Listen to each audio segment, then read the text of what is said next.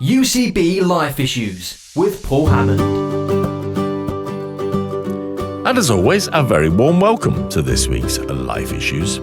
Have you ever heard of Sustainable Development Goals? Oh, I know the phrase, Paul, but do you actually know what they are, who they affect, why we should care about them?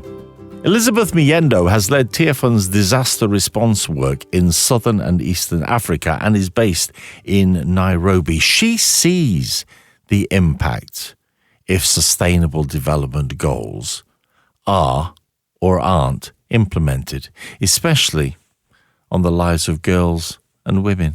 So one of the major issues was the impact that it had, especially on girls and women who had to travel long distances in search of water for household use, as well as also the dangers that they faced when they were doing this, which was mostly sexual abuse and also just gender violence as they traveled these long distances. It also had issues on their backs. So it means life for this community to have clean, accessible water for them. And as Tearfund, some of the initiatives that we've done with the communities that we work with, especially in countries like DRC, where we've seen a lot of suffering in terms of access to water, is that we've worked with our partners to ensure that we bring water close to the communities. And that has improved their hygiene at a household level, reducing the number of cases of hygiene issues that we had, especially on cholera, which is a big pandemic in Africa, and also had been in that community. Secondly, it has also improved the health and nutrition for little children and women, because now they have more time to spend at home and ensure that they're providing better quality of time with their children and also their communities. So there's a lot of improvement we've seen through the work we've been doing over the years and through the work that this Sustainable Development Goal has been able to help us reach. Yeah. It's really important, isn't it?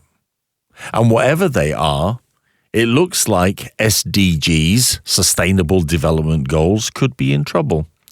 In July 2023, the UN published a progress report saying that of the 140 targets that had sufficient data to be evaluated, half had moderate or severe deviations from the intended trajectory since 2015 when they were set up, and 30% of these goals and the projects associated with them had no progress or had actually gone backwards. Well, David, now Lord Cameron, was Prime Minister when the UK took the lead, securing the commitment to leave no one behind as the world developed. And the Foreign Office is responsible for our response and reaction to the implementation of Sustainable Development Goals. So presumably the new, at time of recording anyway, Foreign Secretary, that's one David Lord Cameron, will be looking to do something as SDGs are drastically off track, with African states and least developed countries the most affected. There are 17 goals for 2030. That's just 6 years away. 17 goals for us to show compassion, justice and support for some of the most vulnerable people in the world. That's got to be God's heart, hasn't it? Well, long before SDGs were an acronym, Tearfund was pursuing the goals of God's heart for the poor. And Paul Cook is Head of Advocacy at tearfund.org. Let's think about what the sustainable goals are, because some people might be inclined to say, well, it's not really something I need to worry about, Paul. I mean, why should I care about these things? Well, these are, as you say, a set of 17 goals that the world set in 2015 to be delivered by 2030 to end extreme poverty, but also tackle a number of other issues that are deeply interrelated to that. So making sure there's access to education for all children, that people have clean water and safe sanitation, that there's good housing, that climate change is tackled. So many of these intricately related issues, and they're relevant to every single person on this planet. And particularly to the very poorest around the world. And we are now just over the halfway point to that 2030 target.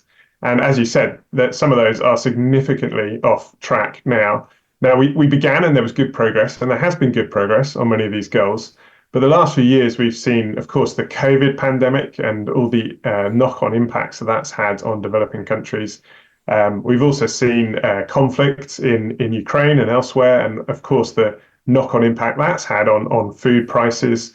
And that's had a huge impact on the world's lowest income countries.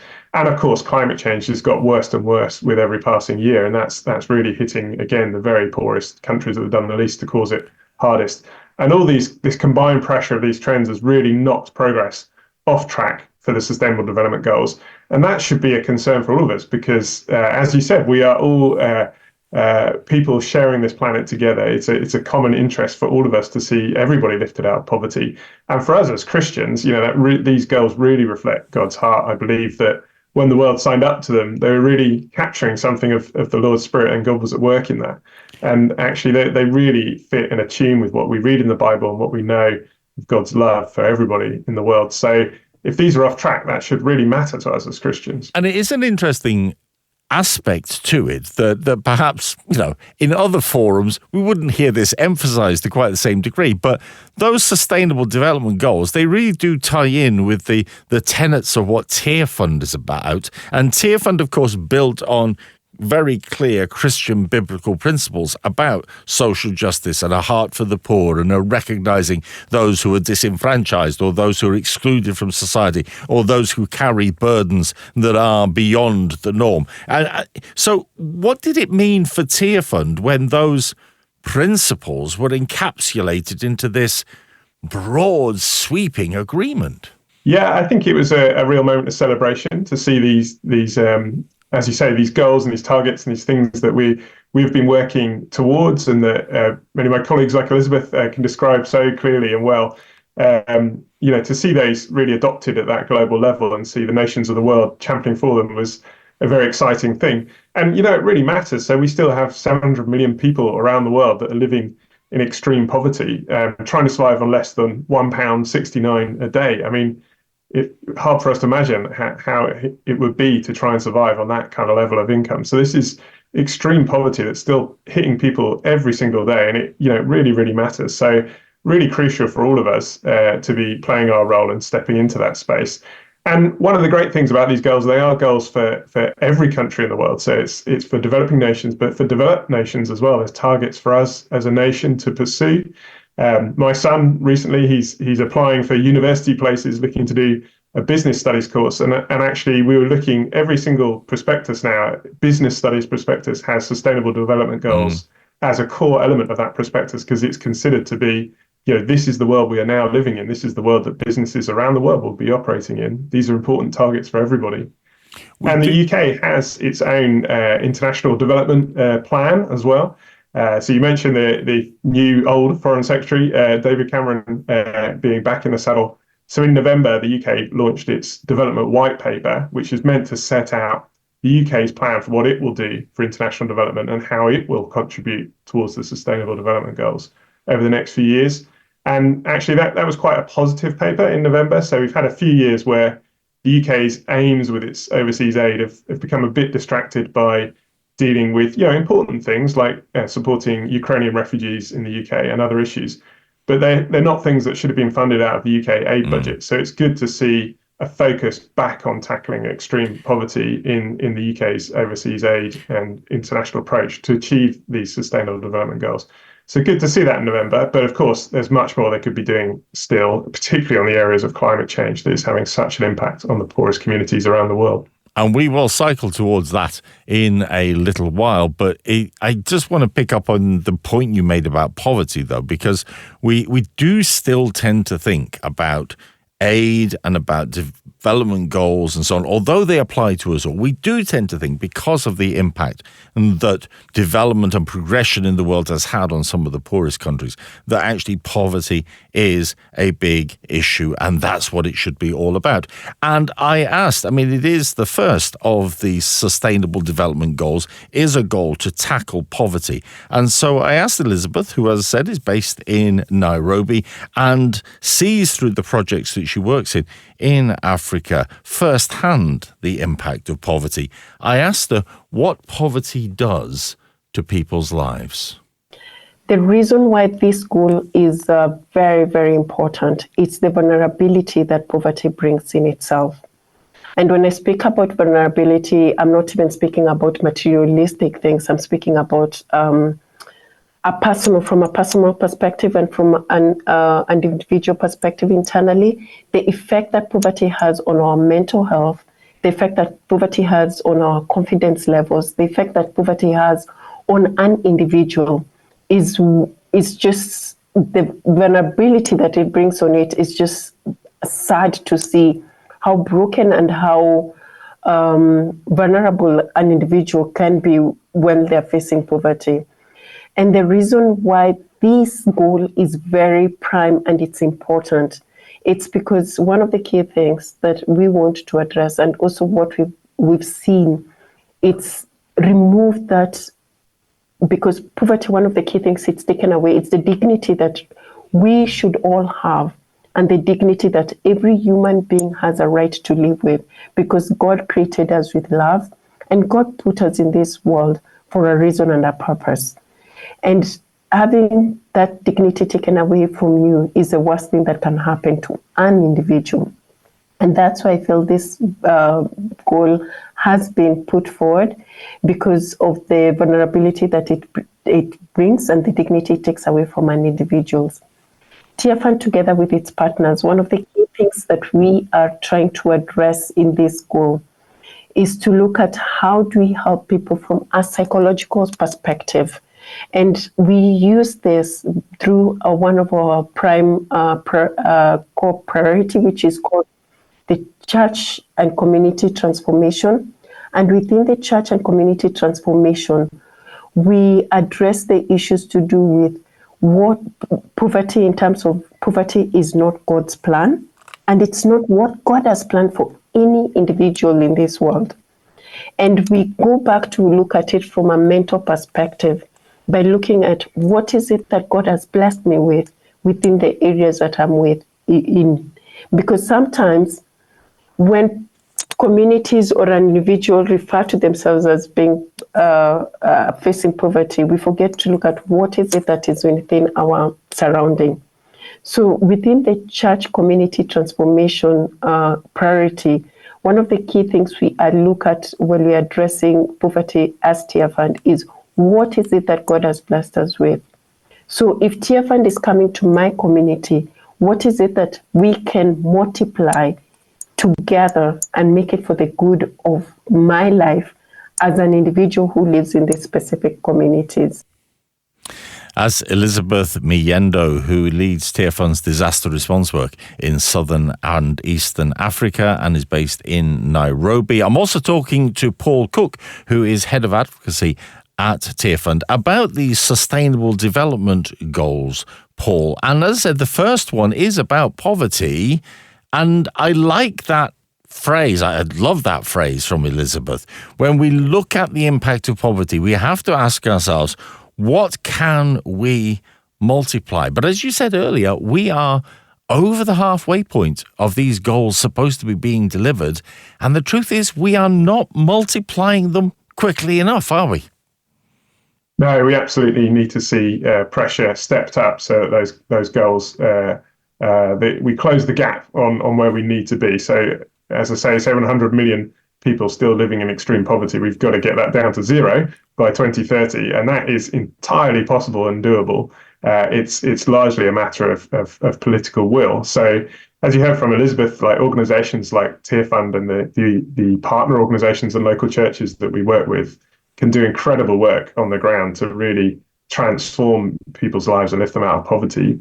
But to see change at that kind of scale, we really need to see governments playing their part as well. So that's with things like overseas aid budget, but it's also what governments do in things like their economic policies, their trade policies, their foreign policies, and how those can all make an impact to help, move forward or regress these kind of targets and see things improve or change. And as I say, this really, really matters. It's, those numbers can sound like big numbers, but at the end of the day, every single one of them is an individual who is made in God's image and loved by God. And remember myself, like traveling in South Sudan and meeting communities there that Tearfund and others were working with. And just hearing heartbreaking stories of people having to make desperate choices. One lady called Jessica who'd had to flee because of conflicts from the region where she was living with her children, and having to make really difficult choices about how she was going to have enough food to feed her children, and having to make choices about who to prioritize to feed. Now that's just heartbreaking. That's, in the 21st century, is not a choice anybody should have to make. It's not a choice any of us would want to have to make. And if it breaks our heart, imagine how it breaks God's heart to see that. And we do have the answers. Governments have the answers. So I think it's incumbent on us to do what we can on the ground and in the field. And people give very generously, and we appreciate that, and pray and take action. But also to speak out to our governments, to hold our MPs and others to account, to step up what they can do at scale to really close that gap and get that number down to zero. You're listening to UCB Life Issues. I'm Paul Hammond, speaking this week to Paul Cook. He's Head of Advocacy at Tearfund. Tearfund.org, of course, is their website. We're also hearing, as I spoke to her a few days ago, from Elizabeth Myendo, who has led Tearfund's disaster response work in southern and eastern Africa, seeing firsthand the reality and the impact of poverty and some of the other issues that are covered by Sustainable Development Goals, seeing how it plays out in people's lives. I suppose what we should do, Paul, is just identify for people the sort of areas that are covered by the SDGs. I mean, I don't want you to go through them, by rote, verbatim. Obviously, they're all committed to memory. But what are the sort of areas that are covered by these things?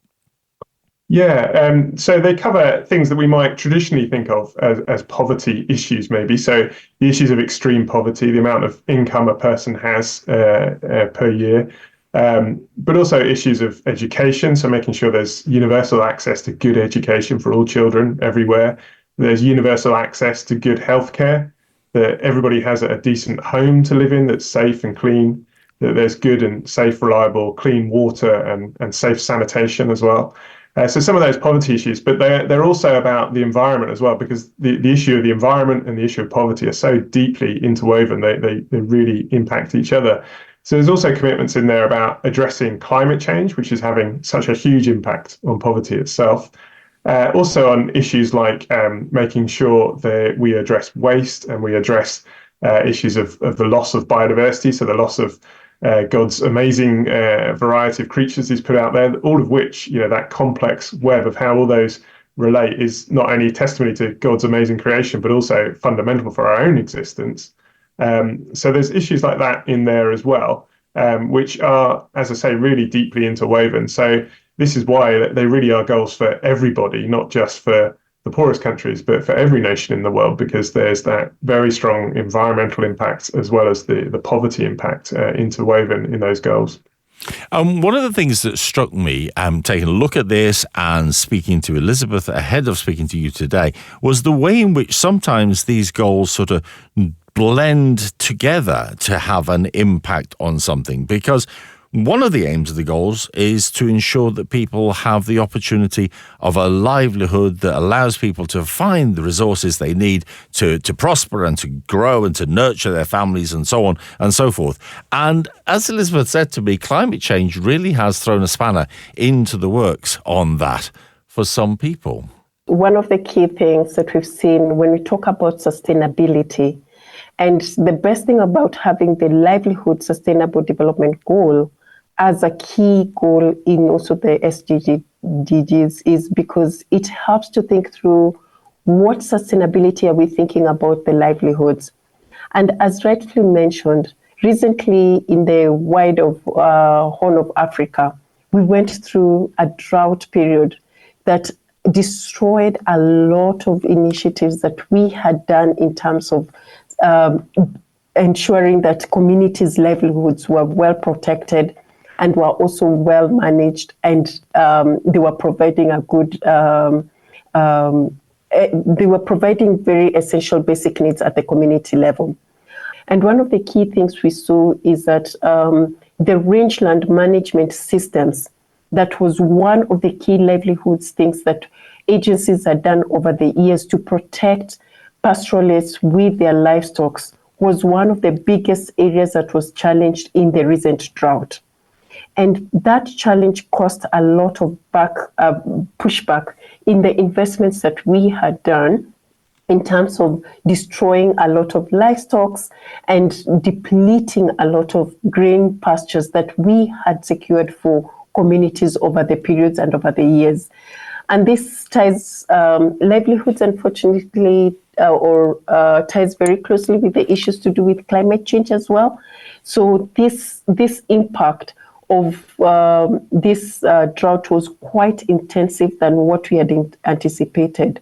And it took us back as development agencies in terms of thinking through the sustainable livelihood initiatives that we are working on. After the drought, we've been engaging with communities in Marsabit and in northern Kenya and southern Ethiopia, who are now telling us we want to change our lifestyles. We want to look at, instead of just being pure pastoralists, we want to look at opportunities that we can increase our skills in other aspects. And this is an opportunity that now Tearfund, together with the support that we are getting from our supporters, which we are very grateful for, we are looking at issues to do with skills development that can actually enhance these communities as they do their pastoralism. It's not at a wide scale, but they have other additional skills that will support them, especially for women. We are looking at weaving baskets, we are looking at beekeeping and adding value to the honey that they will develop and connecting them with markets. So that way, even if the next drought comes, they were not only depending on the livestock that they have, but they have another livelihood development. So that diversification is what we are currently working on with communities in these dry regions. And we are very grateful to see that the communities themselves are the ones who are giving us ideas on some of these things that they can do, and they are able to do within the resources that they have within themselves. And there's a lot in there, Paul, but one of the key things there is about the need for flexibility, and not just flexibility for communities, but actually flexibility within these goals for the agencies that are looking to deliver improvement, like yourselves at Tearfund. Yeah, absolutely. And as you say, there's so much in there, and it's really, these things are really integrated when you're at the village level in many countries. So I mentioned South Sudan earlier there. So the communities I met with there, they're impacted by conflict. That's one of the things that the Sustainable Development Goals addresses. They're also impacted by climate change and growing droughts, and the desert's growing. It's another area for the Sustainable Development Goals. They need livelihood support. That's another area. They don't have education, healthcare, good housing, water. All of those are different areas of the Sustainable Development Goals. And all of those things interact deeply at the community level and have an impact across all those things. So it's really important that we see these goals as a set, that we commit to them together and that we engage with them together. And that's definitely the kind of work that Tearfund does. But as I say, climate change is certainly one that is really putting added pressure on all of those other things and really making things significantly worse and helping to knock these goals massively off track. So it's really crucial for the world to address that. But it is, and it must be hard for you guys, and there's no implicit criticism in this, but just an acknowledgement of the fact. For you to have an understanding of how things need to be either tweaked or indeed completely overhauled, because it's very easy for us to sit in this case, sit in a studio and we can put the world to rights and we've got obviously this is what needs to be done here and this has worked over there, so it'll work again here. Very easy to adopt that sort of attitude. How do you keep yourselves flexible for the actuality of need for individual projects when you've got so many projects to actually address? Well, I think as Elizabeth said, it's really about listening to the local communities. That they are the ones who are living through and experiencing this, and they will have by far the best idea of what is needed most in their communities. So it's coming alongside and supporting those communities. And the way Tearfund works is through mobilizing local churches and local communities to engage in the poverty they see around them and find their own solutions in many ways and become empowered together as they sit together and map, well, what are our needs as a community? What resources do we have? We don't have lots, but what do we have? What can we do to address that? And then how can Tearfund step in and come behind that plan that they come up with? So really, really crucial that we are always, in the local communities are in the driving seat, and we are there to support them in the ways that they want. And that's really essential if we're to tackle those issues, because they will be the ones who know best, what is needed in their community. Can we just dial back to the goal about climate change and climate action that also sort of draws in, there's a goal I know about affordable clean energy in there as well. And of course, Tearfund have been very vocal over recent years about waste, especially plastic waste, and the importance of us addressing not just the global impact of that, but the very specific impact in many developing nations that very often that's where we send our rubbish. If it can be as blunt as that. I mean, there's a lot of talk about climate change. There's a lot of talk about, whether or not it's real. Still, there's talk about that. When it comes right down to it, for the people you are working with in Sudan or in Kenya or in other parts of the world, the impact of climate change actually is usually not dependent on them. It's usually dependent on us, isn't it? Absolutely. And this is why Tearfund has done so much work on issues of climate and plastic waste and other issues over the years, because, as I was saying earlier, it's very much coming from what those communities are telling us. And what they're seeing day in, day out is that, the deserts are growing, that the land is becoming drier, the rainfall is becoming more erratic. It used to come at certain times of the year. Now it comes at all different times. They just plant the crop, and the rains don't turn up, it shrivels, and then when they do come, they come at once and it washes the crop out. Storms are becoming more extreme, less predictable. So all of these issues are happening over and over again. And in most developing countries, of course, there's very little sort of social support network there. So, if the rains fail and the crops fail, people starve. It's very biblical. It's, that's how it is. So, we used to hear this idea that actually, concerns about climate environment are kind of, Western developed country concerns, but actually, if anything, it's the other way around. It's the communities that are at the front line and feeling that impact first and hardest, who take this most seriously of all, because it's making a huge impact on them every day of their lives, and that's what's led Tearfund to get more involved in these kind of issues. So really crucially important that we listen to those experiences and do what we can to come behind and support them. And maybe I could just give one example. I had traveled a few years ago to the Philippines, and there's a country that's always suffered from tropical storms, and that's part of living in that part of the world. But a few years ago, they had an absolutely disproportionate, massive, and devastating storm that swept right across the country. When I was visiting communities there, they were saying, in the past we've always known when these storms would come. They came at a certain time of the year. They always came from a certain direction. Now they come all year round. They hit the country from every single different direction, and they're more intense and more extreme than they used to be. And we travelled all day through the zone of destruction that had been caused by this typhoon. We never reached the end of it. A whole day's travelling, and it very much looked like those pictures you see of Hiroshima after the atomic bomb at the end of the Second World War. Completely flattened and devastated for a whole day. And visiting communities there and hearing their stories. There's a lady called Gloria who her and her husband had about 4 grandchildren with them, that they had to they clung to the floor of their hut with their fingers and held the children underneath them while literally the walls and the roof were blown away around them. And all of this as exactly a result of more extreme weather as a result of climate change. So very much impacting the poorest of the poor, and crucial that us as one of the richest, most developed nations in the world do our part along with others to make the right decisions to reduce global carbon emissions and to provide the money, the climate finance, as it's called, to help those communities respond to those impacts. Really, really essential that we do that. And again, as Christians, that we are sort of leading the way and calling for that and making those changes in our own lives. So, as someone who has seen it firsthand and who works in an organisation that is committed to lifting people up from the impact of this sort of devastating poverty and the devastating impact of the outworking of climate change, what does it provoke in you when you see the day-to-day ambivalence that many people have, even when we see climate events impacting in this country with storms and with flooding and so on, that there's still there doesn't seem to be a real urgency, even in the church, to be speaking about this and to be calling it out as a justice issue. Am I overstating that, do you think? Yeah, no, I think that's a good challenge. I mean, I think I have, a lot of sympathy. I understand, people are busy. They have many things going on in their own lives as well. And, there's a lot going on for people. So I very much understand and appreciate that.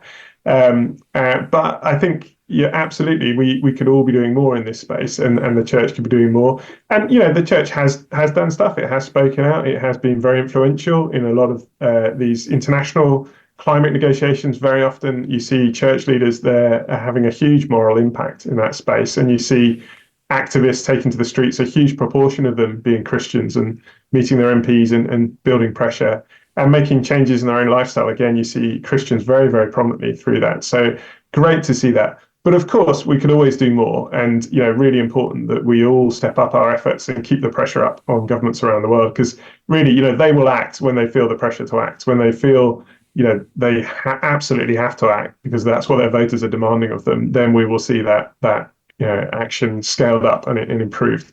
So there's more we can do. But I think I would always want us to come to that from a perspective of, let's be challenged by God in that, not judged, not condemned. And, we so often when we hear God speaking to us, if he's calling us to do something more, it doesn't feel condemning or judging. It feels challenging and aspirational and inspirational. And I think, this is part of God's great work that he's calling us to be part of, is to live our lives and speak into these kind of issues around the world. And, what better thing is there for us to be doing with our lives than to be taking part in God's work of healing and restoring his creation and addressing poverty around the world. It's a huge joy for all of us to do more and get involved in that struggle.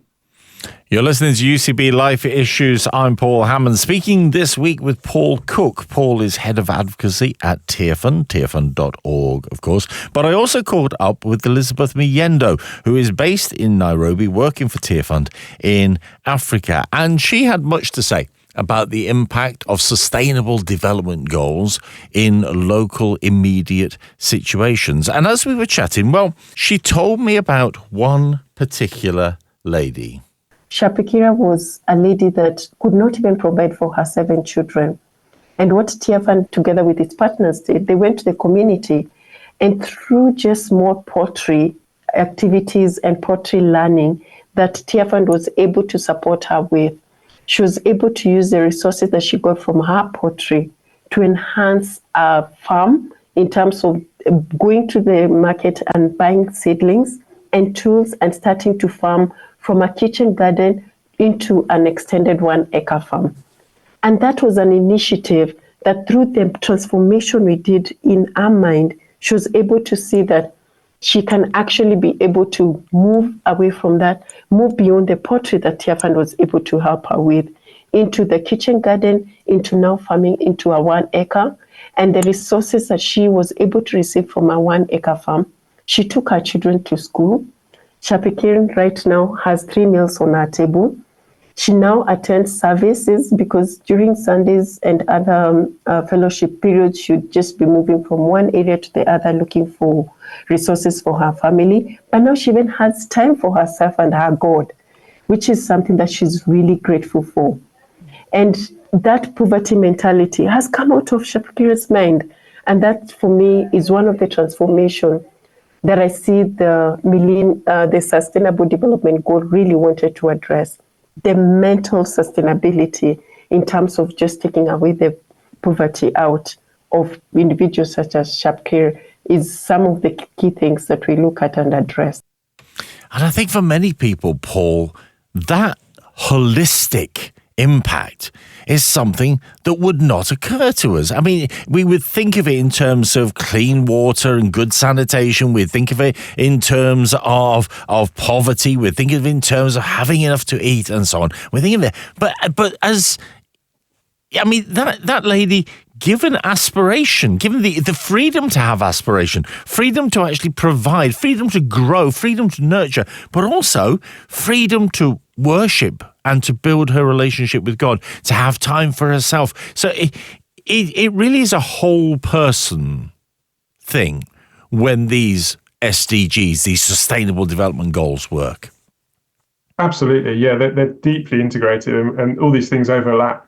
It is very holistic, and I guess we know this from our own lives. So, many of us will have been through times when we maybe not had work, or have had other issues going on for us at home in terms of we've struggled to pay our own bills and our own mortgages and so on. And we know what an impact that has on our own mental health, on every aspect of life, how much of a worry that is, how much of a concern that is, how it can impact relationships, how it can impact sleeping, it can impact health, all these things. They're deeply integrated. So when we're addressing some of those issues of poverty through things like the Sustainable Development Goals, and particularly through the way that Tearfund works through local churches that really are working in a very holistic and integrated way in the community, you absolutely see all of these kind of knock-on impacts. So you think you're making one small, simple intervention on helping someone, with a project that gives them some income, but actually then see all these other spin-off benefits in their life, in their church, in their kids going to school, in their communities and their relationships,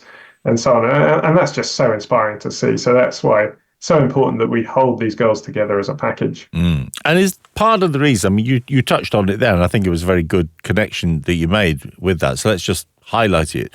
I mean, part of the way forward with this, whether we look at sustainable development goals in terms of their impact around the world or closer to home, is for us to see the individuality of the people that are affected, for us to see the personalized experiences that people go through, but also for us to be able to see if it was me and to walk a mile in their shoes. Absolutely. Yeah, I think, as I was saying, for us, we really find that actually sitting and listening to the communities and the individuals and what they're saying and their experiences, that they have so much wisdom and knowledge about what works best in their communities. And that's definitely, what we would find we'd all experience, that, these are individual people made in God's image, amazingly bright, intelligent people, wanting the best for their lives, their communities, their church, their God, and for their world. And actually, so much to learn from, and working with them, it's such an enormous privilege. And it's so great that we do have, something like the Sustainable Development Goals that does reflect those desires so well. And, that's not entirely accidental. There was a big, long consultation process of many years that developed those goals, and many organizations, including Christian organizations and churches and groups like Tearfund, feeding into that and lobbying and wanting those goals to represent, the true desires of ordinary people living in poverty around the world. And if you want to find out more about the stories and the realities of ordinary people who are impacted by poverty around the world, a good place to start, of course, is on Tearfund's website, tearfund.org, Tearfund, or one word, .org. Have a look at it for yourself to find out more about the work that they are doing, and indeed to determine exactly what God might have you do in order to support or get involved in or echo that work in your local situation, as well as speaking up for it and praying about it as well. You're listening to UCB Life Issues. I'm Paul Hammond. And as part of preparing for today, I did, as I've mentioned a few times now, have the opportunity to speak to Elizabeth Myendo. Elizabeth has spent time with women's self-help groups, survivors of sexual violence, and young people who are impacted by poverty and have found themselves, in dire situations because of the impact in their local community of poverty, and also the impact of gender inequality in their communities and in their cultures. And she told me why the Sustainable Development Goal that addresses the issue of gender equality is so important. Gender equality has been seen to be very essential in putting women at the forefront and encouraging them to come forward and work. And a good example is what we've seen with a woman like Alice in northern part of Kenya, where we were visiting sometimes back in last year, who came up front and said she was left by her husband and she had 7 children. And just by herself, through this dry spells that she's had to go through, we were just going through the 4th year of a dry spell, and she's been sustaining her family just by struggling to meet basic ends meet. And through the educations and the different initiatives she's been involved with, from self-help groups, from small meetings with other development agencies and church agencies, she's learned how to take care of her mental health, which has also been positive impact for her family. And because of these initiatives that Alice has been involved in, she's been able to grow into a strong woman who is now helping other women who face such challenges in our community. And women such as Alice are one of the reasons that we promote gender equality and strongly push it towards the women, because they are the ones who are left behind when disasters or difficult times hit the communities. And things like the Sustainable Development Goals give people like Elizabeth and the other folk that are working for Tearfund in her area and the partner agencies and churches that they connect with, give them, of course, a foundation, an authority even perhaps, to be able to push these very needed agendas in order to meet people's needs. Paul Cook is the head of advocacy at Tearfund. He's also my guest for this week's Life Issues. And I wonder if we could cycle back, Paul, to where we started some 40 odd minutes ago with this.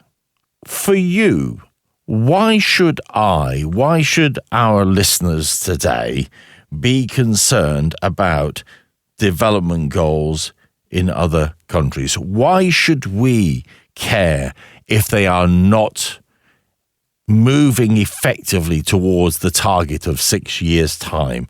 Why and how, perhaps, can we be involved in what is going on? Yeah, well, I think why we care, I mean, for me, really comes out of our faith. You know, we have a God that loves us and calls us, you know, to love him with all our heart, soul, mind and strength, and to love our neighbour as ourselves. And we know that our neighbour is our global neighbour in our 21st century world, that every single person around the world is made in God's image and deeply, deeply loved by him.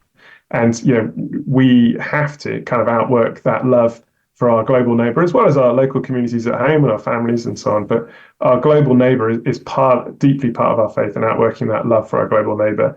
So if we see, you know, these sustainable development goals badly off track and millions, 700 million people living in extreme poverty around the world, that should break our hearts. That's deeply integrated to our faith. It breaks God's heart, and it should break ours too. And that has to be why we come at this as Christians and how we come at this, that it's part of our mission, it's part of our faith to kind of outwork that love and that calling. So what can we actually do then to outwork it? I mean, in practical terms, here I am sitting in the middle of the UK. What can I do? So I would say there's three things we can do practically. So firstly, I think as Christians, we should always begin in prayer and really pray for transformation in these nations, pray for progress on the Sustainable Development Goals, pray for people to be lifted out of poverty permanently and lives to be transformed. So let's begin in prayer. And there's, again, so much that Tearfund offers in terms of prayer resources to help with that. Secondly, we can give financially, so we can, you know, use part of our funding to provide and help and make a practical difference on the ground. There's organisations like Tearfund, there's others, of course, as well, that all part of our faith to be sort of giving. But thirdly, I'd say we can act. So as I said earlier, Tearfund, we have a huge privilege to be able to do amazing work in countries through the communities that we're working with and the local churches, and it's such an honour and a privilege to work with them and see real transformation. But to see 700 million people around the world lifted out of extreme poverty, that's beyond the scope of any one organisation or any small charity, beyond the scope of many charities to do that. That's the kind of scale and change that can only happen where governments put national level resources into tackling poverty. And of course, a lot of them are doing that already, but there's a lot further they need to go in terms of addressing action on climate change, in terms of overseas aid, in terms of their foreign policies and trade policies and so on. And there's so much we can do to create the pressure that releases governments to be able to do the right things when they really feel there's a demand from their voters at the end of the day for them to take more action on this. And that's what the public want, and that's what they're hearing from the public, it's what they see in the media.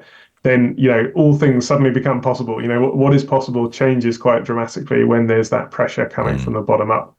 So we need to find our voice as well and, write to our MPs, go and meet with our MPs, message them on social media, keep pushing these concerns around, seeing the UK doing much more on sustainable development goals. Those three things together, I think, are ways that we can really practically outwork God's love and our love for all those around the world living in extreme poverty. Let's be honest, sustainable development goals. It doesn't sound like something that's particularly exciting, does it? It doesn't sound like something that's particularly relevant to us. But as we've been hearing today, the truth is, sustainable development goals are actually about people just like us. People who have been born into situations that we should consider ourselves blessed that we did not have to face. They are about people who are struggling to make ends meet. They're about people who are struggling to care for their families, to find the resources that they need for their children to have a better opportunity for the next generation. They are about people who just want the very best for their kids, just want the very best for the people they love, just want the very best for their communities, just the same as we do. They are, in fact, our neighbours. And even though we have not maybe camped on that thought today, that is the driving thought, isn't it? That if Jesus took time to tell us to love our neighbours, well, we should care about the things that affect them. And if there are a set of goals set in order to try and lift our neighbours from that which devastates and restricts not just their physical life, not just their family life, not just their livelihood, but also their spiritual life, their emotional life, as we heard earlier, then we have a responsibility to act. And it is incredible what becomes possible for governments and politicians when enough voters lift up their voice, isn't it? You've been listening to UCB Life Issues, talking this week about sustainable development goals. If you want to find out more about this and the work that Tearfund are doing in this area, have a look at their website, tearfund.org.